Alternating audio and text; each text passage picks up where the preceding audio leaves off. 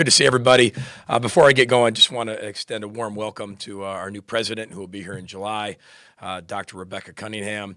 Really looking forward to meeting her and getting to know her. Look forward to working alongside her as well. So just want to extend a very warm welcome. I'm really excited for spring ball. Obviously, 2024 is upon us. Love what our players have done in January and February. We'll talk about that.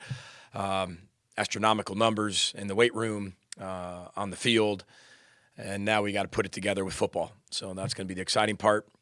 Just want to extend our congratulations and also all the best moving forward with all of our players who are in the NFL draft here coming up in April, who just had their pro day, all 32 teams showing up, showing out.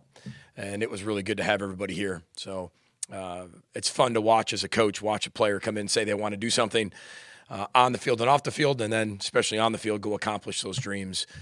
Comes full circle. So just want to extend congratulations to all of them as well. I'm sure you have a lot of questions and a lot of different topics, so we'll just stop there as the opening comments and get to the questions.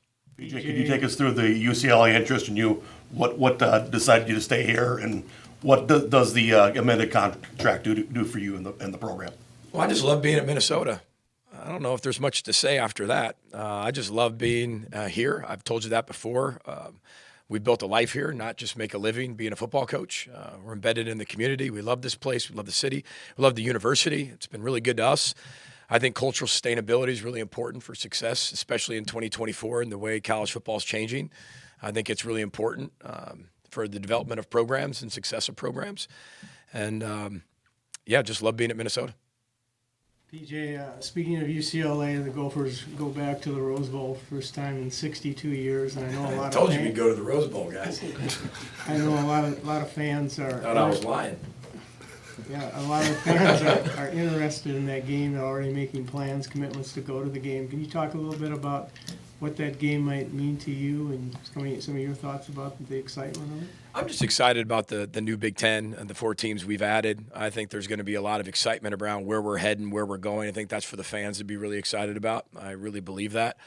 Our focus will be as we get closer, be on North Carolina. I mean, it really will. I mean, we're going to take it one game at a time. Everybody else can talk about that, be excited for that, get their tickets for that. We'll be there. We're excited about having that opportunity. But I'm being truthful about this. We're focused on being better today. We got a lot of work to do. We got a lot of things to be able to get better at from last year. This is a whole new year, a whole new team. We got to keep getting better.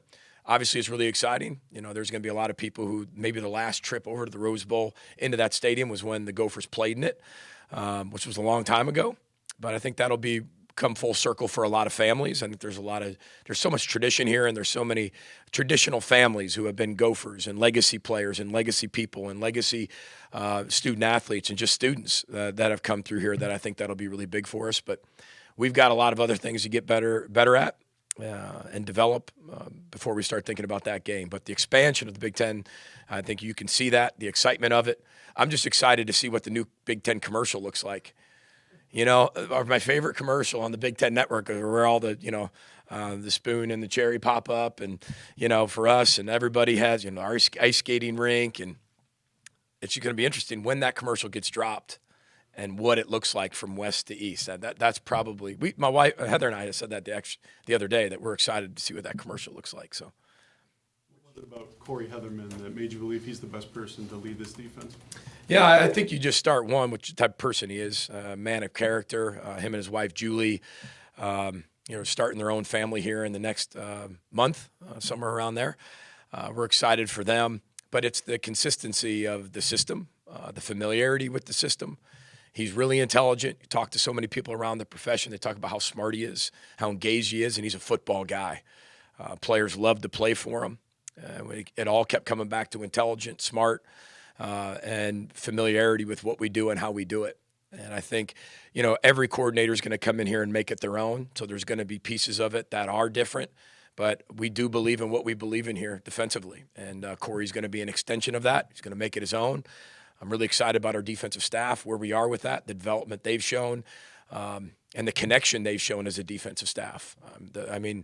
Really the transition was very smooth, and that's a credit to all those guys on defense, including Corey, because Corey didn't bring anybody else with him. It was Corey. And sometimes I think a coordinator's a little hesitant to do that. but the transition's been so good, and you got to give him a lot of credit for that. And we're excited about that. He's been a coordinator in multiple stops before, had a ton of success, and we look forward to him doing that here as well at Minnesota. What are some of the core philosophies that you and Bob Ligashevsky have for the special teams units? Yeah, I mean, this is the first time we've actually had to change special teams in my 12 years, really, of being a head football coach. Bob has a track record of having success everywhere he's been, NFL, college, has a ton of experience, has done a lot of things a lot of different ways. And I think that's what I was looking for in the hire with Bob. Bob and I worked together with the Tampa Bay Buccaneers. His energy is incredible. It's infectious. I mean, I'm not going to tell you his age, but he's older than me, runs every single morning. You know, we all have our own unique family lives, and we make things work, and he has one. I don't think there's a better man in the coaching profession than him. We used to go to dinner every Saturday night together in the NFL stops and just talk. That's how we got to know each other, and really just stayed in contact over the years. Ton of respect for what he does and how he does it. But again, he's open to a lot of different things, but also we get to be able to create things maybe we haven't created here and emphasize things we haven't emphasized because of that change and his open-mindedness and his experience that he brings to the Gopher family here. What has Max Brosberg shown you since he's been on campus? Well, first of all, I think you start with the intangibles. I mean, they're through the roof. If you look at the quarterbacks we've had a lot of success with, whether Western Michigan or Minnesota, the intangibles go through the roof. And that's the first thing that you see when you meet him. I think any successful quarterback has to have that piece. That can't be all of it because you got to have some skill and some talent and all that other stuff. But the intangible, you feel like he's already been here for 30 years. I've never seen a person walk into a situation, maybe probably more uncomfortable of a situation because you're the new guy, and connect as many people as quickly as he has. You're talking about a guy who, you know, most people spring break, you hear Panama City, you hear, you know, Miami, you hear all these things.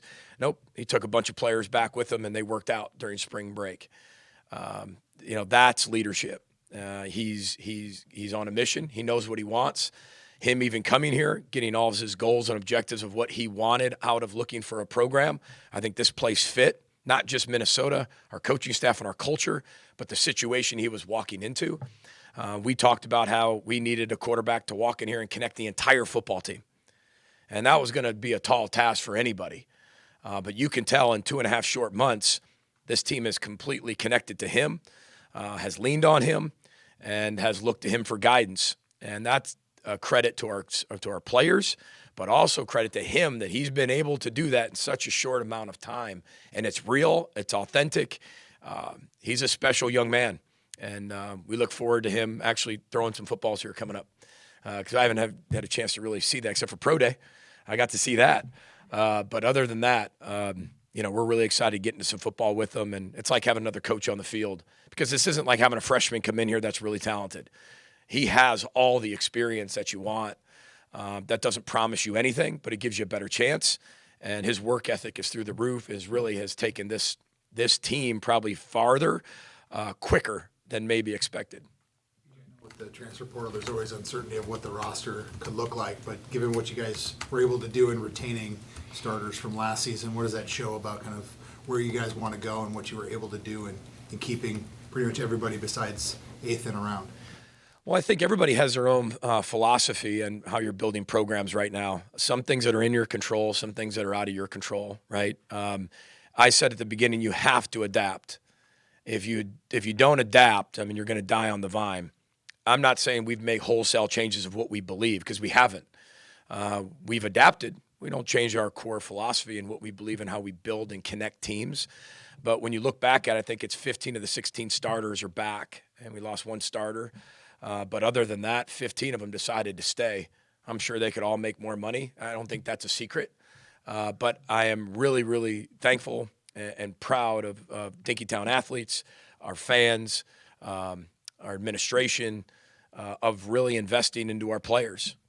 Is there always going to be a bigger house? Yes. Is there always going to be somebody who's going to make more money? Yes. Is there always going to be a faster car? Yes. Is there always going to be that? Absolutely. But I think with what we do and how we do it, it fits our culture and what we do within our program of connecting a football team. Every single scholarship athlete, I can say that, makes NIL money. And I'm a firm believer in connecting the entire football team.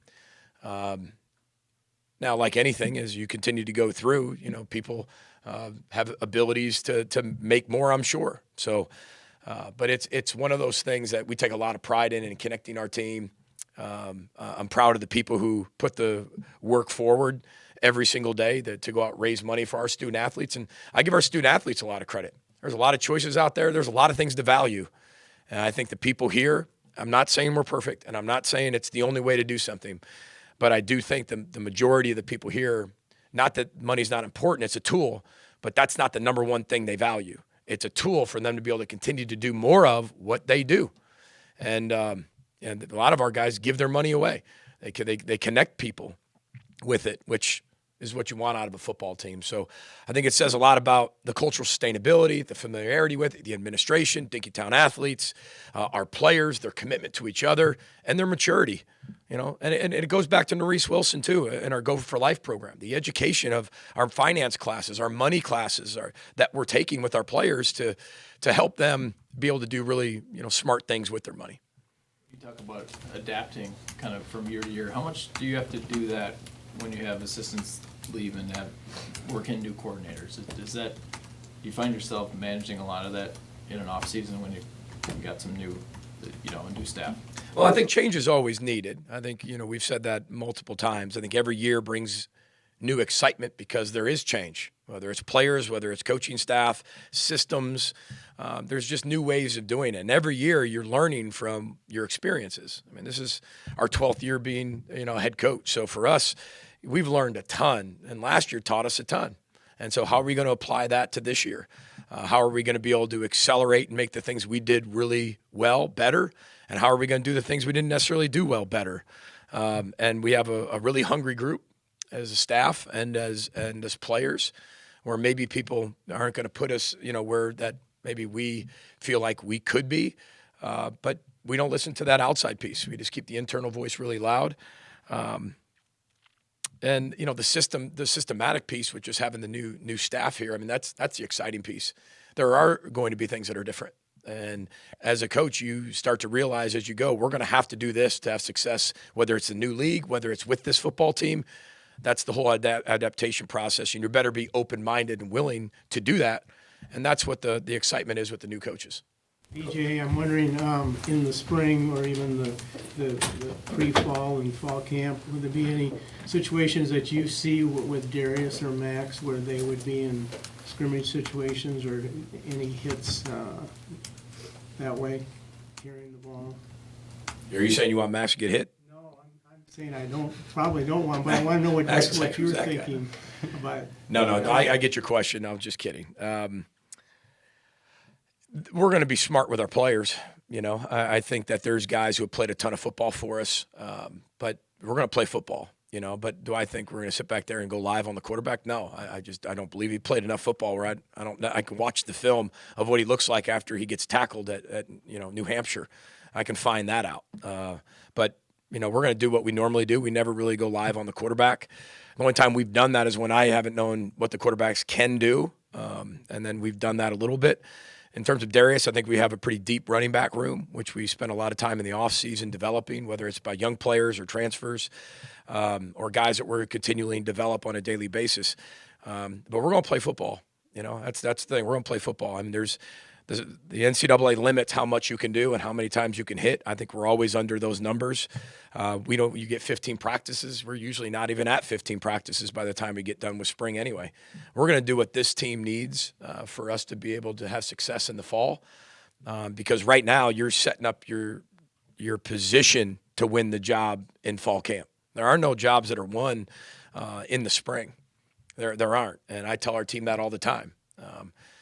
But you set yourself up now to put yourself in position to be able to win a job in training camp. It's like if any of you are a fan of IndyCar or NASCAR, it's like qualifying. I mean, you have to qualify to put yourself in a pole position or where you're going to start. That's the same thing. This is that type of analogy in spring of this is the qualifying event of 15 or less practices to put yourself in the best position to start in the fall. What went into the decision to not have a public spring game this year? Yeah, great question. A lot of things. Take your pick. First of all, over the last few years, you can tell since I don't think we've had a normal spring game where we announced it and here we go. It's going to happen at this time and date since 2017. I think that was the last time. So we're talking 7 years ago. Was on schedule, on point, exactly what we said we wanted. And there's a lot of factors, whether that was COVID or whether that was, snow or something like that, that moved the game. So that was one factor. Two, I want to keep things inside the best I possibly can keep things inside. With the way college football is changing, we're going to have plenty of scrimmages and what we do and what we're allowed to do inside our walls. And then being able to have our fans be able to understand the changing of college football, the changing of college athletics. I think we have a Dinkytown athlete practice that will be open to Dinkytown members, which I want our fans and urge our fans to be a part of Dinkytown athletes, which is going to give you a chance to be part of more things that we do. As college football changes, we have to continue to adapt as a university as well to fit that change. And just like some of you have exclusive members and you have different things you can only look at when it's this or that, it's the same thing. We want to be able to urge and create more people being a part of Dinkytown athletes the best we possibly can. And then also open practice for our fans as well. So there was a lot of different factors that went into it. But again, it was the benefit. It was strictly to benefit our football program. Period. This wasn't some type of selfish decision on some other end. This is to looking at all the things we've gone through the last 7 years. What's best for this football team with the ever-changing landscape of college football. And I just felt like taking that game away for right now is probably not the best thing for their football team. What position group are you most excited to see this spring? I would probably say all of them. It's exciting because it's a new year. You get to watch, even though players have played in a certain position, let's say people have started before, you get to watch how they've grown, how they developed, the leadership role they take over. Did they close the gap? Because when the older you get, it becomes the inches. I mean, truly the inches. The younger players, they're making strides by yards every single day, just huge leaps and bounds. So you get to see the difference of those things and see how guys are getting better, where the areas of improvement are. It's a pretty boring answer, but that's what's exciting about it. It truly is. We've turned over that entire quarterback room.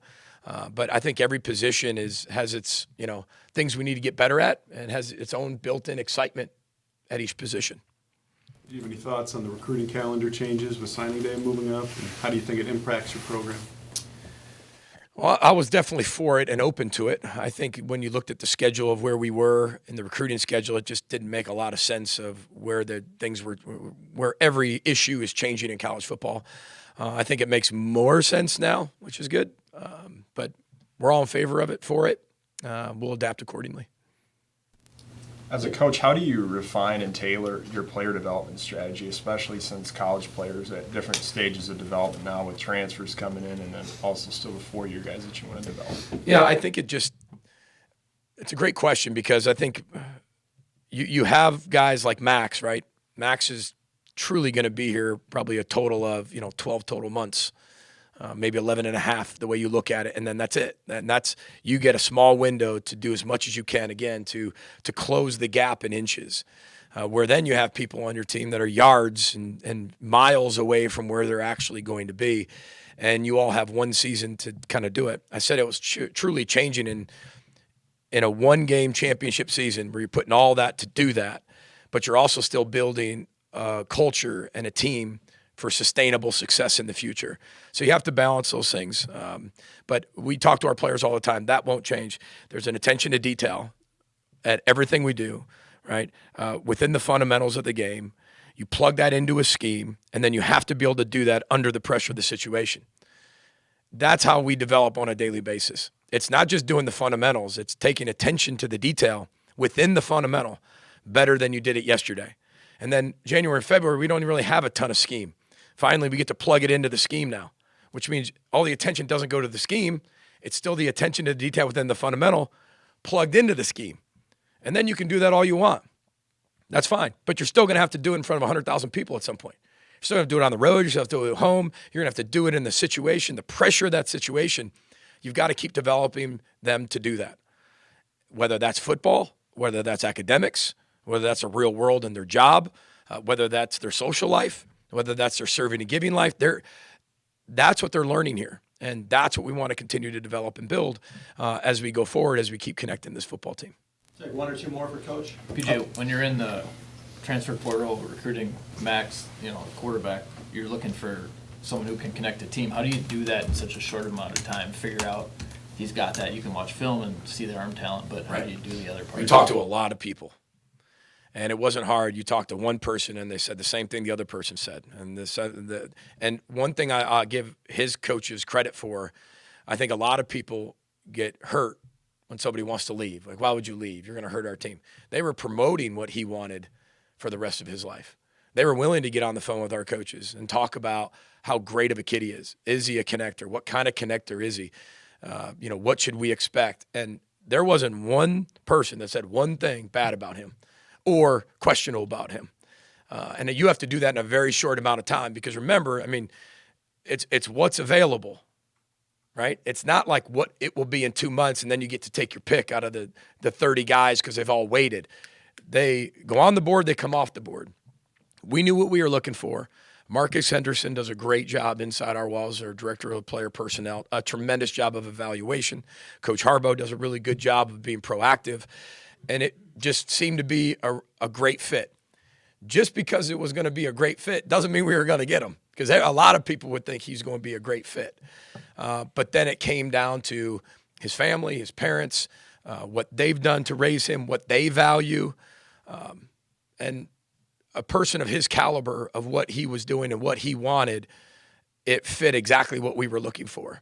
And I'm sure, whether you talk about any transfer, they can always make this, they could make that, but if they truly value what they say they value, and again, everybody values something different, nothing right or wrong about it. But if those values align, you can get yourself into some really good situations. And he's very mature. You're going to see that talking to him. He knows what he wants on the field, off the field, but he's inquisitive enough to continue to learn and grow and curious constantly. Constantly. People, you can think of any adjective to describe him, but the curious piece, he's constantly curious about what he can do better. And then why are we doing that? Like he's a gym rat. And I think that fit exactly what we were looking for to help make our entire team that. Because if this team can be a connected team and it can compete with each other and learn true competition and be consistent with that, this team can be a really good football team. And I think that's what we're going to look for as we continue to build into the spring. Is there a Slogan slogan with Andy, go ahead. Is there a slogan or catchphrase this spring on what you feel like is important for this team to have, the poison kind of thing? Yeah, I think you'll be around. You'll see certain things. I'm sure you'll ask me some questions. But I just kind of hit it. We've talked competition since day one with this football team. We've talked about being a really smart football team in situational football, situational life, what life brings to us. That smart word is going to be really important as we continue to build our offense, defense, and special teams. And then the connection of this football team. You'll see some things. I'm sure you'll ask some. There's definitely, to answer your question, yes, but I'm sure that's for another day. We'll spend those days talking about those things. So, you got it, Brother Boat Sky Go Gophers. Thanks for being here, guys.